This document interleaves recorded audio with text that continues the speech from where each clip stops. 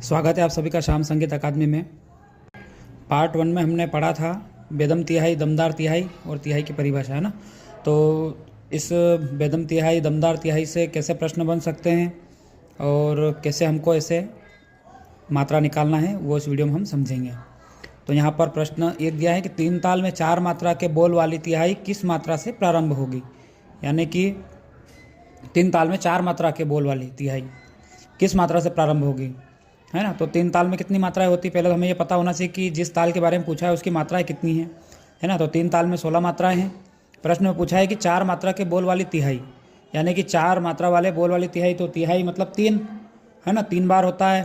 तो 4 मात्रा का 3 में गुणा करेंगे तो मात्रा कितनी बनी अपनी, 12 मात्रा, है ना। तो अब जो उनसे ताल दी है, 3 ताल का पूछा है, तो 16 मात्रा में से अपन 12 मात्रा को घटा देंगे तो कितनी मात्रा हो जाएगी, बचेगी 4 मात्रा, है ना। अर्थात 3 ताल में हम चौथी मात्रा से तिहाई चालू करने पर सम पर पहुंच जाएंगे।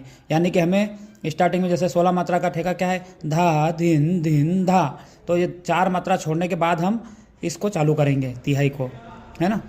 और उसके बाद अच्छा ये होगा तो क्या होगा, इसको क्या कौन सी तिहाई कहेंगे, बेदम तिहाई, है ना। फिर बात आती है अगर यहाँ दमदार का पूछा जाता, दमदार तिहाई का, तो दमदार तिहाई में हमेशा अपन ने देखा था पहले वीडियो में कि बीच में 2 मात्रा छूटती है। तो जैसे यहाँ पर बोल है 4 मात्रा के और 2 मात्रा बीच में खाली रहती है, तो इनको जोड़ेंगे, धा धिन धिन धा, है ना।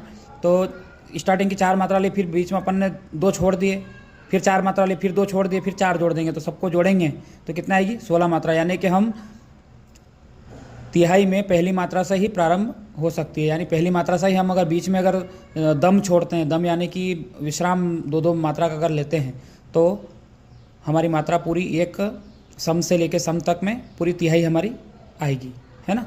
तो ये हो जाएगी दमदार तिहाई। और तिहाई से किस प्रकार के प्रश्न बन सकते हैं, प्रश्न मैंने लिखे हैं इसमें 4, इसको भी आप सोल्व करें, है ना। और हमारे वीडियो में देखें कि किस प्रकार से इनकी परिभाषाएं हैं। तिहाई की परिभाषा लिखी है एवं बेदम और दमदार तिहाई को उदाहरण सहित समझाओ। झपताल में धमार ताल में बेदम तिहाई का एक पल्ला निकालिए, जत ताल में दमदार तिहाई का एक भाग निकालिए, है ना। और तिहाई का महत्व लिखकर एवं इनका प्रयोग कहाँ किया जाता है समझाइए। तो ऐसे प्रश्न बन सकते हैं, है ना। तो आप इस प्रकार की तैयारी करें कि तिहाई से कौन कौन से प्रश्न बनेंगे। तो जो मैंने प्रश्न दिए हैं इनकी भी आप तैयारी कर लें। और इसमें आपको कोई डाउट लगे, अगर समझ में नहीं आए, तो आप कमेंट बॉक्स में मुझे कहें, तो मैं इसका नोट्स बनाकर समझा कर आपको डाल दूँगा।